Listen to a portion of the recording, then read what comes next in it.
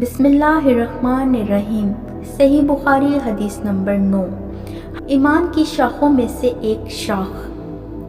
Chapter 2, book सही बुखारी हदीस number 9, बाब ईमान के बयान में। हदीस मुबारका है कि हमसे बयान किया अब्दुल्ला बिन मोहम्मद जाफ़ी ने, उन्होंने कहा हमसे बयान किया अबू आमिर अक्ती ने, उन्होंने कहा हमसे बयान किया सुलेमान बिन बिलाल ने, उन्होंने अब्दुल्ला बिन दिनार से, उन्होंने रिवायत किया अबू सालेह से, उन्होंने नकल किया अबू हुरैरा रज़ियल्लाहु ताला अन्हु से, उन्होंने नकल फरमाया जनाब नबी करीम सल्लल्लाहु अलैहि वसल्लम से कि आप सल्लल्लाहु अलैहि वसल्लम ने फरमाया कि ईमान की 60 से कुछ ऊपर शाखें हैं और हया शर्म भी ईमान की एक शाख है।